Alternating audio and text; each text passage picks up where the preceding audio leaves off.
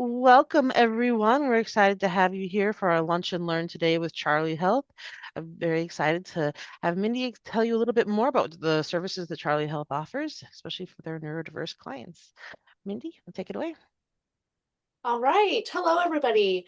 Thank you so much for all of you for being here and taking the time to spend a little bit of your lunch with me today. And thank you, Kate, for the invite and for the opportunity to connect with you all. I'm really excited.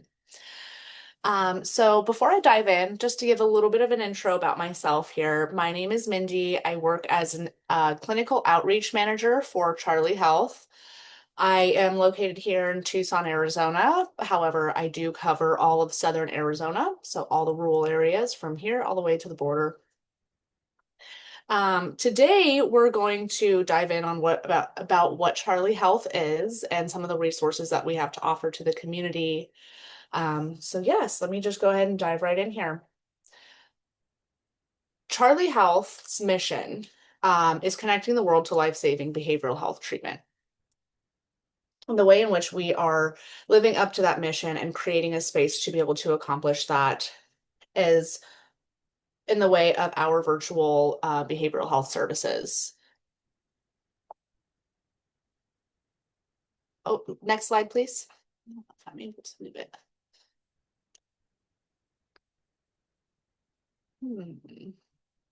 Just some technical difficulty. One second. There we go. There you I go. had user error. All right. So what is Charlie Health?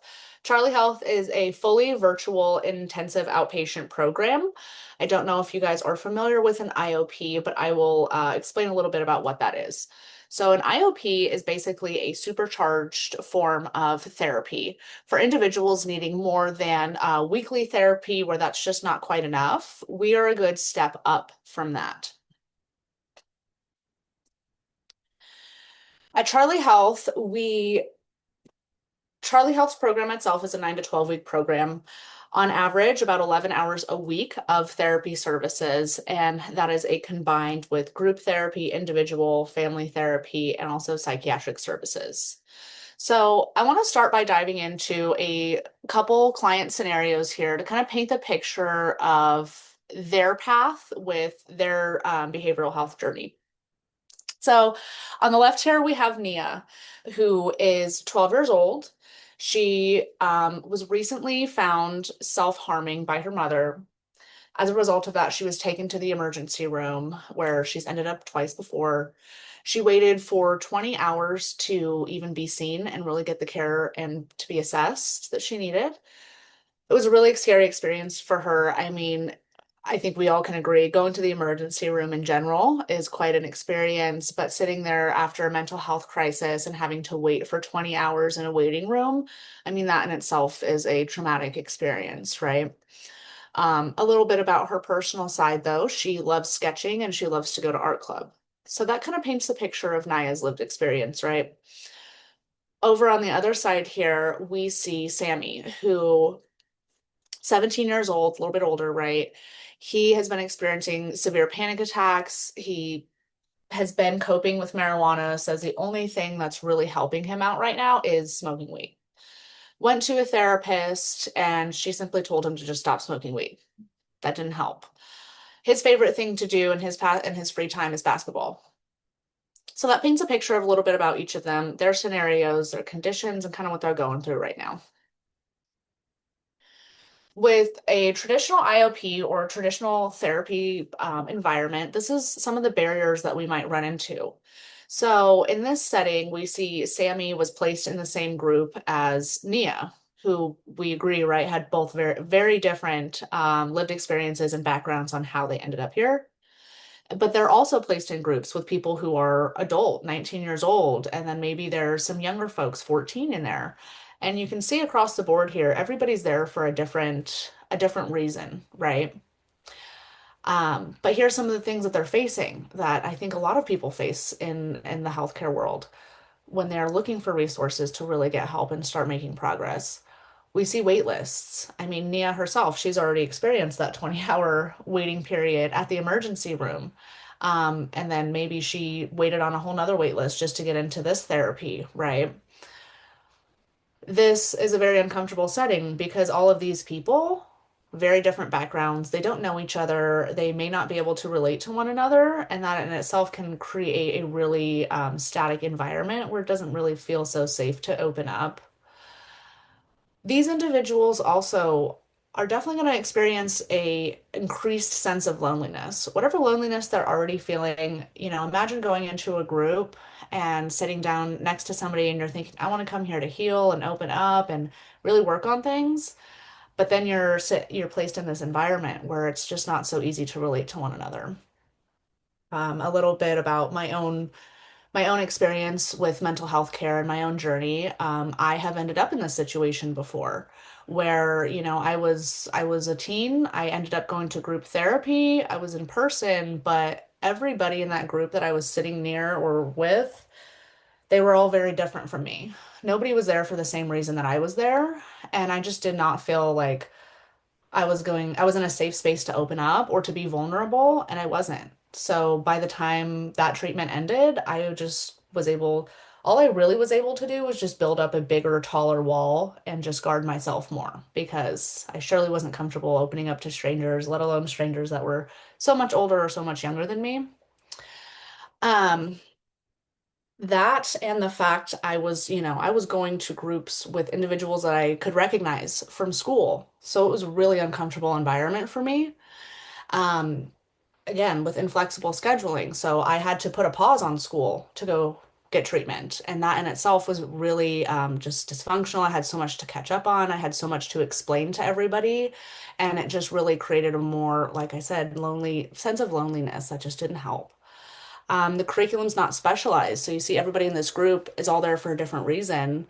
The person running that group is probably a generalized therapist that doesn't have a specialty to be able to speak on all of these different uh, skills that need to be assessed. Maybe they're just generalized and they simply just don't have the bandwidth to do so. So with Charlie Health, how our program is a little bit different than what we generally see. We have a highly personalized program. So at the time of intake, say when Nia comes in for her intake assessment, she'll spend 90 minutes with a clinical admissions counselor, and they will go through everything biopsycho social assessment to really assess what's going on with the individual. Within that, we'll take what we learn from the client themselves and use that information to place them in groups with other individuals of similar background. And this treatment map here kind of shows that and what factors we're using for that, right? So some of the primary variables we're using to place people into group with others is their condition. So say for Nia, who came in with a background with trauma and self-harming, she's going to be placed in a group with other individuals her similar age who have also gone through recent trauma or might be doing some self-harming behaviors. They'll also be placed into a group where they're all going to be working on the same type of curriculum, whether that's CBD, CBT, DBT, or the trauma-focused CBT tracks. Everybody there will be working on the same curriculum. And then lived experience. So for individuals who may be neurodivergent, maybe a 15-year-old neurodivergent who's experiencing anxiety, that person's going to be put into a group with 7 other individuals of the same age that are neurodivergent and are experiencing anxiety.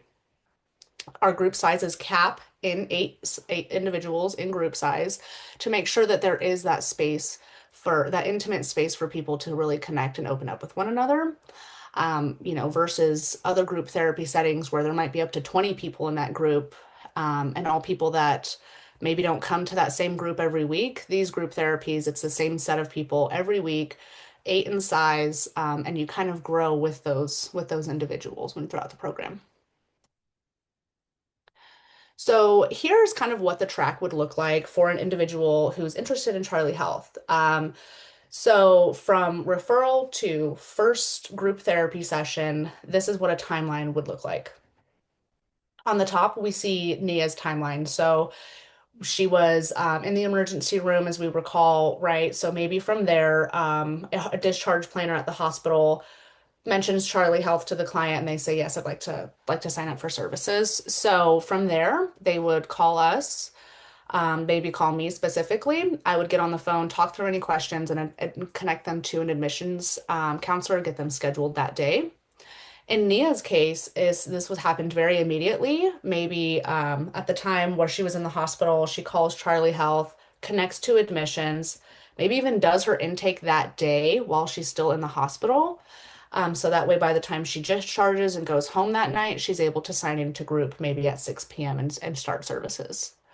So we really provide a space where we offer immediate availability, no wait list, about 48-hour admission time to make sure that we are there when people need us and we're able to respond when they are in that time of, hey, I do need a little extra help, or they're at the point where they've accepted that and they're ready to kind of start services, right? Um, Moving forward from that. So she's done intake, she is signed up, she's done first group. We work with all insurance. So we work with commercial plans, we work with access plans, and TRICARE. So for Nia's situation, she was covered by a commercial plan. She'll pay a small out-of-pocket cost, which our team will go over before services are started. Generally, we'll give them a call. We'll give you a call and say, hey, what's covered and what's not. Um, with our IOP being fully virtual, we are very affordable in comparison to a lot of in-person IOPs where you'll see sometimes you'll spend tens of thousands of dollars for just a few weeks of treatment. Our program is a very small fraction of that. It's very affordable, and a lot of times there's very minimal out of pocket when it comes to paying for programming. And again, we are a 12-week program, give or take, so it's a bit of therapy too. It's really good. Intake. So, like I said, there's that 90-minute intake assessment where they'll go over biopsychosocial. For this, they'll take into those factors that they need to help curate those groups, like I had explained. For Nia's situation, she was matched with a primary therapist who specializes in health self-harm specifically. So that therapist works with that regularly, sees it, and she's going to be the best fit for Nia. She'll be placed into a group with the 11 to 14-year-old age range group to make sure that there is a sense of seeing oneself in the group, right? And she's going to be working on DBT skills curriculum. So that's what her group therapy would look like. Scheduling, we offer really flexible scheduling options. We offer groups 3 times a day, morning, afternoon, and evening. We also offer services on Saturdays to accommodate work schedules, school, things like that. So for Nia's situation, being in school right now, she's able to do her group therapy Monday, Wednesday, and Friday from 6 to 9, individual therapy on Tuesday from 5 to 6, family therapy on Saturday, 10 to 11. And the best part of being virtual is that we're accessible in that an individual can complete their programming and their sessions from the comfort of their own home. So for Nia, she's able to log in from her own safe space and she can maybe do it from her bedroom with her comfort animal, her cat. Sounds a lot better than going into in person with lots of strangers and I don't have my animal with me, you know? So it creates a comfortable space that people are just more willing to start a healing process and maybe open up because we're not necessarily in person in such a scary atmosphere, right? So, similar timeline. Here's Sammy's situation and how his progression went up to first group. So he was referred by his outpatient therapist. Maybe they mentioned it in a session. He had some excitement or interest about it. His assessment was scheduled next day after his back to basketball practice. So again, we're doing all that we can to really accommodate scheduling and make it work for every client that comes to us. In Sammy's situation, he is covered by a Medicaid plan, so he will likely pay no out of pocket, and it is covered. We are a network with Medicaid plans. He's matched with a primary therapist who specializes in panic and anxiety disorders. He's placed in the 15 to 18-year-old age group, and here's a kind of an example of his scheduling options where he was able to customize his own schedule Tuesday, Wednesday, Saturday, 3 to 6, have his individual on Friday, and then family on Monday. For him, it's very convenient because he's no longer having to borrow the family car to drive to appointments. So he's able to just log in from his backyard, his comfortable setting. And again, that's a really great part of being virtual is that for individuals that don't have the means of transportation or maybe live in really rural areas, um, it's really great because you don't need the transportation to log on. And I do want to mention for individuals who may not have a tech device, we are also able to send that for any individuals who may not be able to log in. And if that's the only thing keeping them from treatment, we'll absolutely break that down and send that their way. So aside from the core components of our programming, which is the group therapy, individual and family therapy, we also offer psychiatric services and medication management. The only caveat there is that we cannot prescribe any controlled substances. So typically just your basic SSRIs here in needed cases. With psychiatric services, if an individual would like to add that on to programming, it would be an additional 30 minutes to an hour each week as well. Aside from the core components that we see of the programming, we also offer wraparound care. So if this doesn't fill in all the cracks, we have some other variables that can.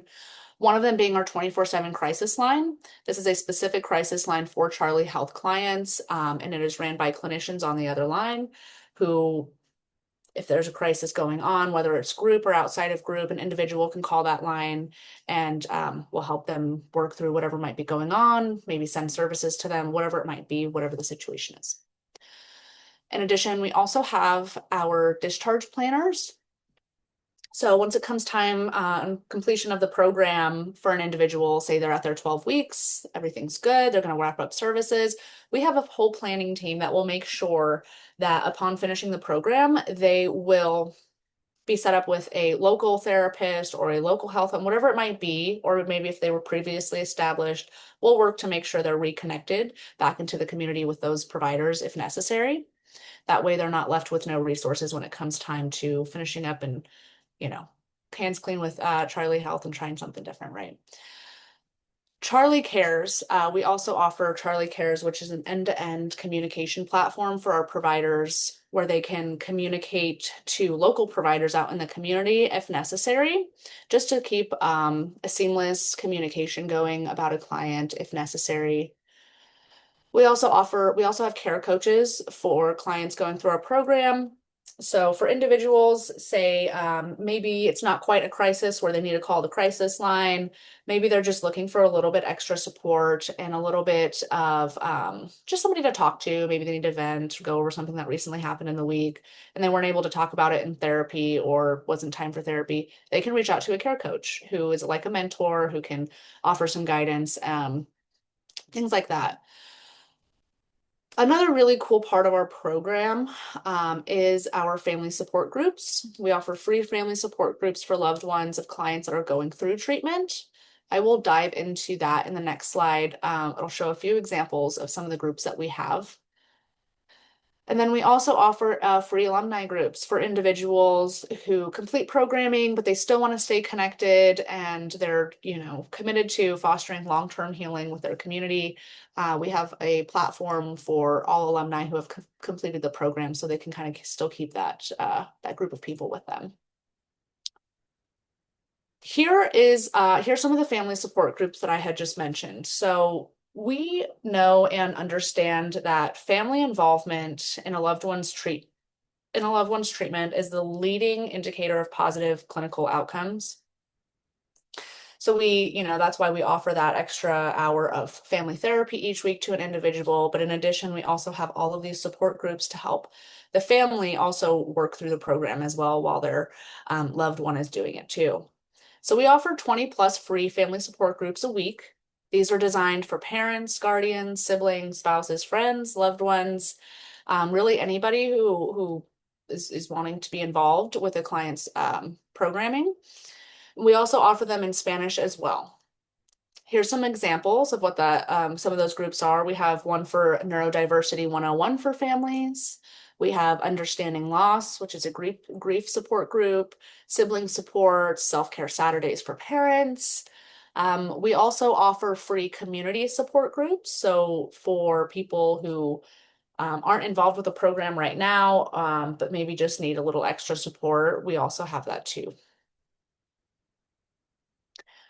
So we've talked about what it could look like for a couple individuals coming to our programming, what they would see in traditional healthcare barriers versus what they would see coming over to Charlie Health.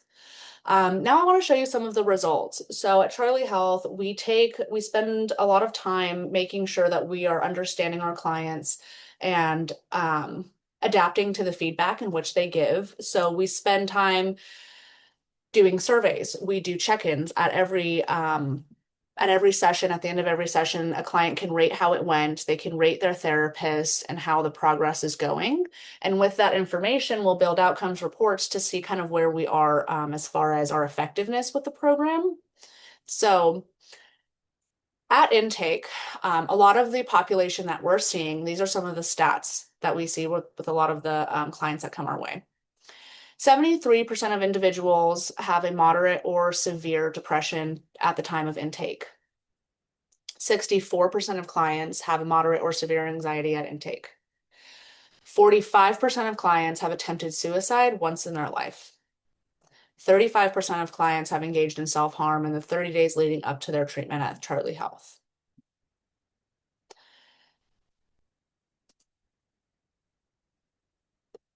From the time of intake to completing the program, here's some of the satisfactory scores that we're seeing.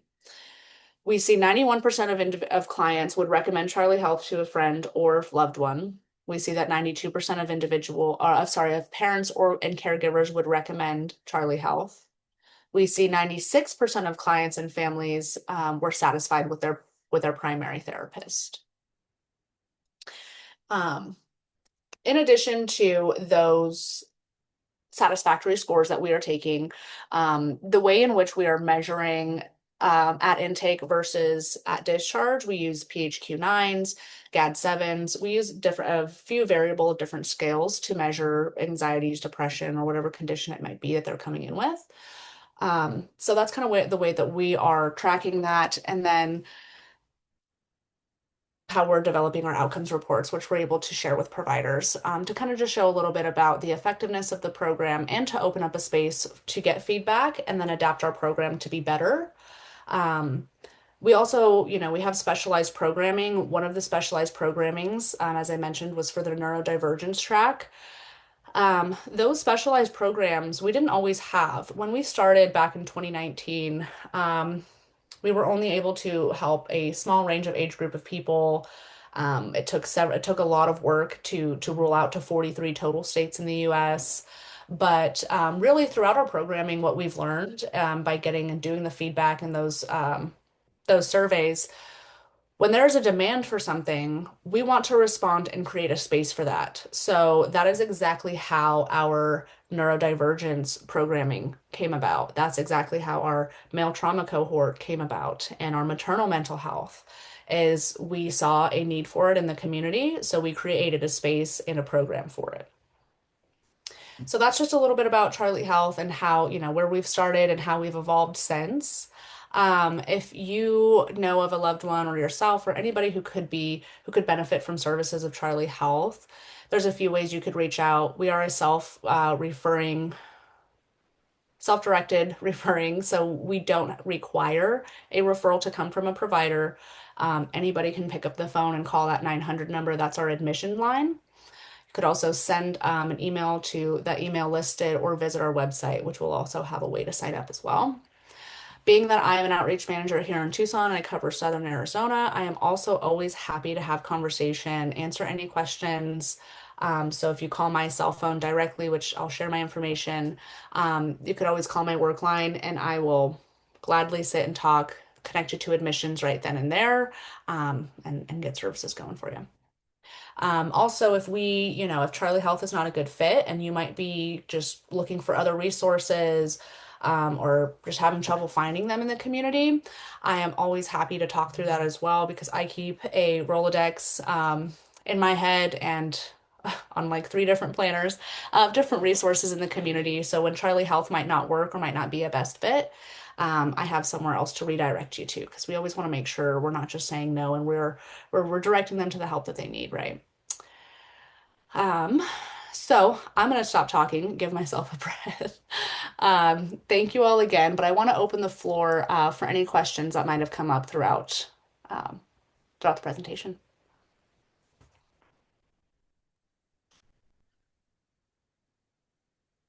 Oh, I do. Go I ahead. have a question. Go for it. My name is Jordanis. Happy Georges. And I wanted to know, do you have a list of providers? Providers do make a huge difference. And I'd like to know, like, do you guys have diverse providers as far as, different types of backgrounds, different ethnicities, different socioeconomic backgrounds? Um, that would be a good fit for my child or for Hi. me.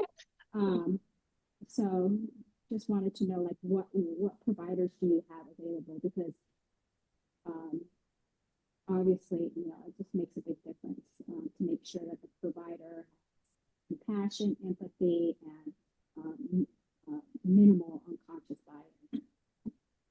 Yeah. Okay, so I'm gonna answer that and hopefully I understood the question correctly. So at Charlie Health, our providers, they are master level clinicians. We also have we do have MDs and we also have nurse practitioners as well.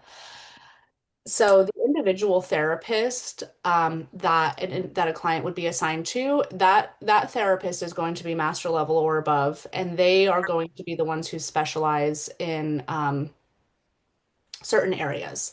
So, say if it's a neurodivergent individual under the age of 18, they would be matched with a individual therapist who specializes in that specifically, spends all of her time working in that field with that age group. Did that answer your question? Okay. So your providers come from all across the country, is that right? Yes. Okay, that's wonderful. Yeah. That's great. Yeah, Thank you. thank you. How young is your kiddo? She is 10. She just turned 10 September 1st. And I have another child who is 11 years old. Yeah, you can't hear her. She's saying something you can't hear. And she was recently diagnosed with autism and ADHD. My youngest is 10. Her name is Scarlett. And I was recently diagnosed with autism and ADHD as well. I was misdiagnosed with bipolar years and years ago. And so it's just like finding out all of this is it's very overwhelming. And so we're trying to find like the necessary, the right support for both of us moving forward. Um, we've already, she's already in specialized school with Kate.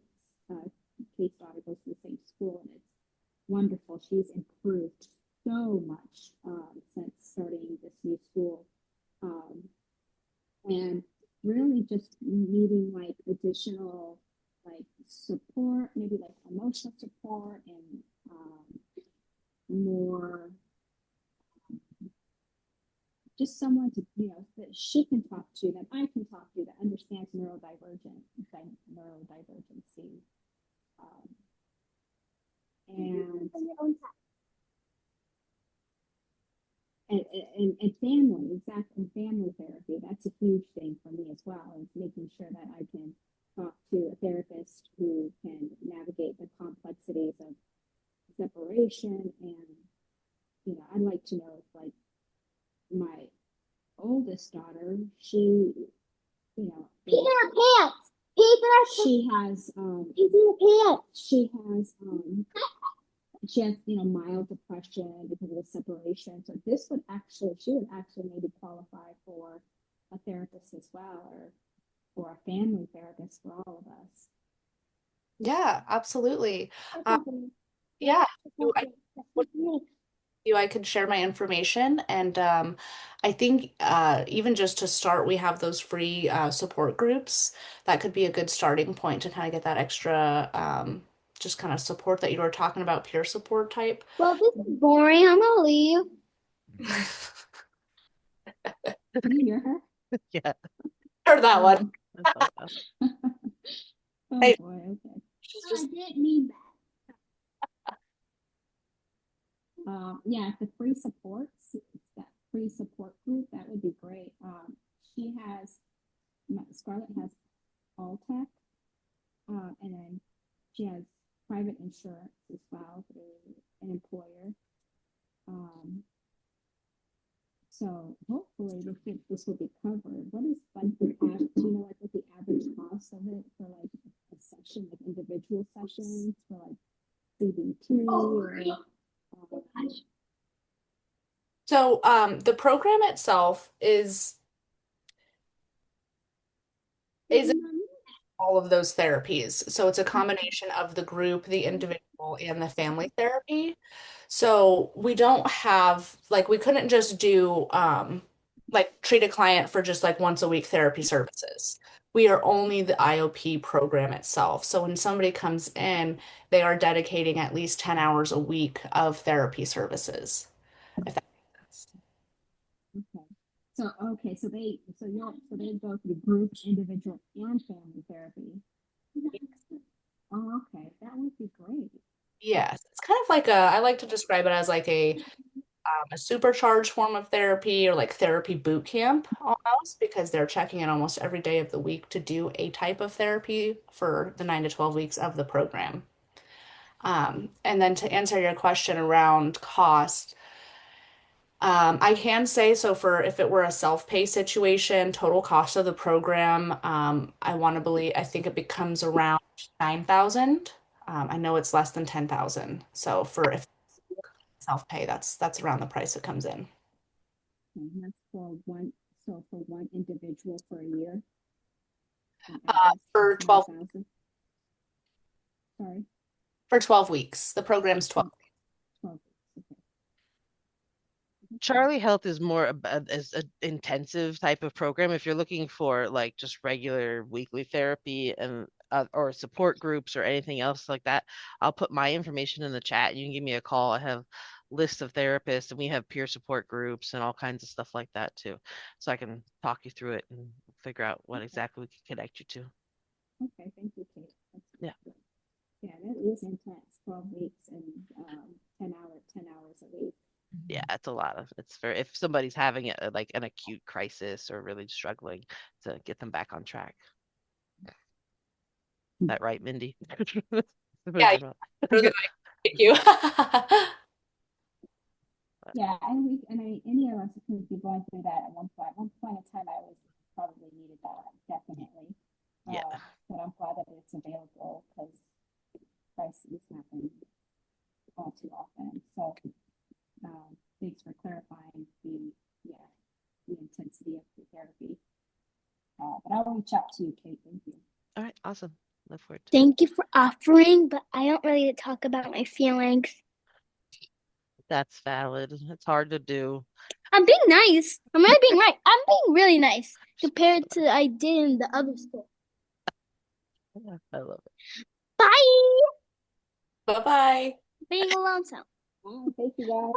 Yeah. Thank you. See you never. See you never. See you never. I'm really good. I'm really used to knowing you. Bye. Did we have any other questions? Oh, I do. Yes. I'm Barb Finlayson. Do you help adult women, 44-year-old women with autism and anxiety?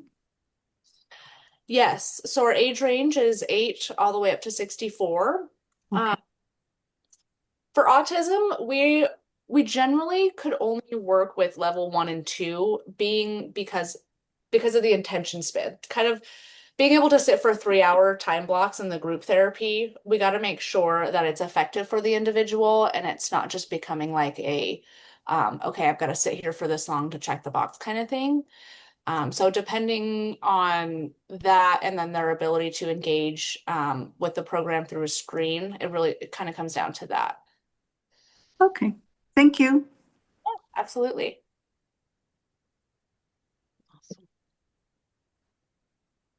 Any Gabby, you have any questions? Me? Yeah. So it's kind of like, how many days a week with different therapies? So it could look like, so you'll have 3-hour time blocks, 3 days a week. So the group therapy will be 3 days out of the week. And then your individual therapy will be another hour, could be a different day of the week. And then Yeah. family support. So potentially could be 4 or 5 days a week of therapy.